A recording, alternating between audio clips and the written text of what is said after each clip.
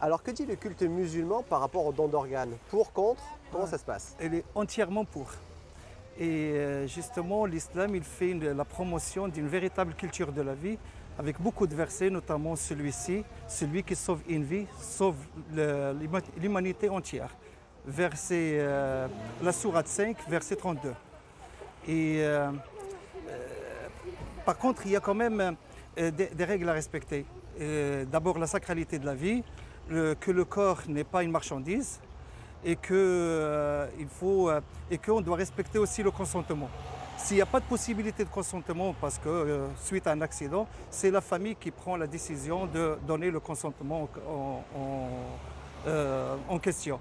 Et du coup, il faut juste prendre en considération que l'islam, il est entièrement pour le don d'organes. Il n'y a aucun souci. D'accord. Vous me disiez tout à l'heure qu'il y avait certaines personnes minoritaires, hein, mais qui disaient que en fait, non, l'islam n'était pas pour le don d'organes. Au fait, pour ne pas dire la totalité, c'est l'immense majorité des savants sont pour le don d'organes. Je vais citer, parce que tout ce que je viens de dire, bien sûr, je ne permettrai jamais de le dire à mon nom. Bien sûr, je ne suis pas qualifié pour l'émission de fatwa.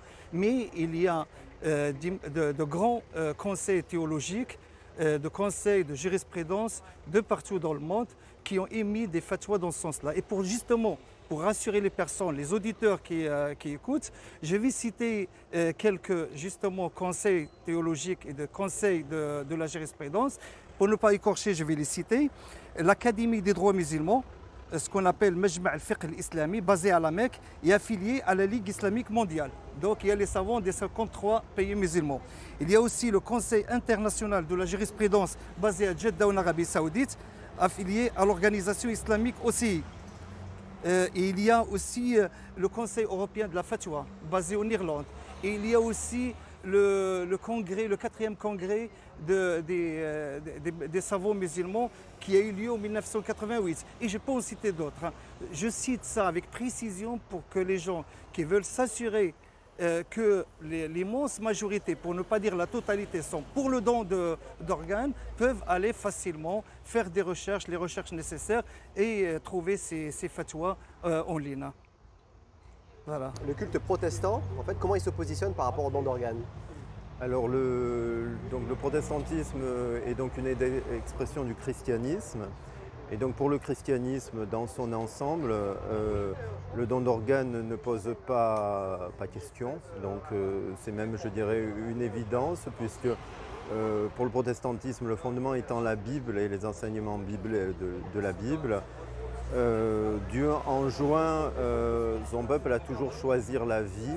Donc ça c'est un point important dont nous héritons du judaïsme. J'ai passé la vie et la mort devant toi, donc choisis la vie. Donc tout doit concourir au choix de la vie. Donc le don d'organes procède de ce choix-là. Je dis cette nécessité de choisir la vie.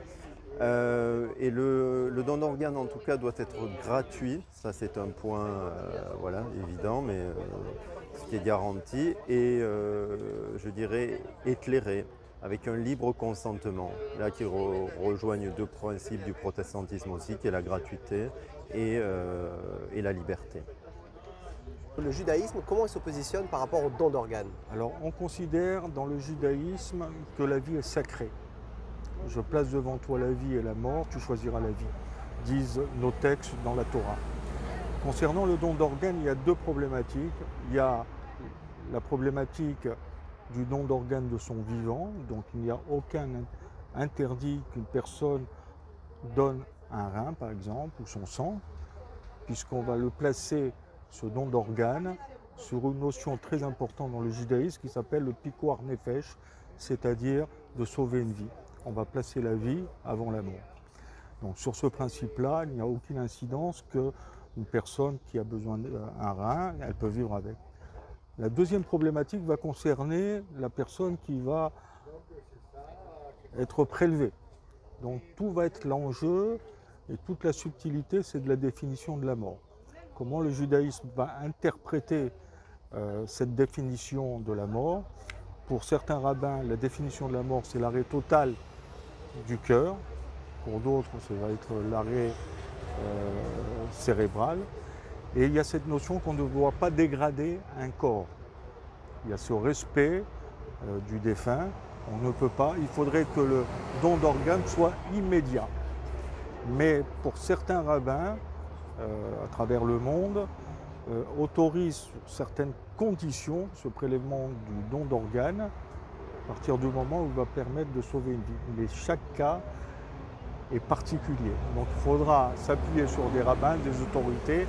C'est un sujet qui mérite un long débat et j'encourage aussi à mes confrères et collègues de débattre sur ce sujet. Voilà. Le don d'organes et le bouddhisme, c'est compatible? Totalement. Totalement, parce que dans le bouddhisme, le développement des qualités, vous savez, dans le bouddhisme, on ne veut pas de la souffrance et on veut aller vers le bonheur. Donc le développement des qualités est essentiel et parmi ces qualités, la première, c'est la générosité. La générosité qui est donc une grande qualité et une qualité qui en même temps est discrète puisqu'elle n'attend absolument rien en retour. Donc le don d'organes s'inscrit tout à fait dans ce cadre de générosité et on essaye de le faire de la même façon. Le don d'organes aussi bien donc du vivant que plus tard.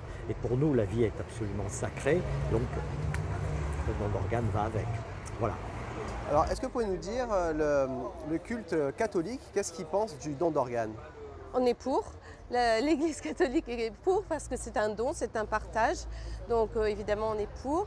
Et on met deux conditions, la gratuité absolue de ce don et puis le consentement non équivoque du patient et de la famille.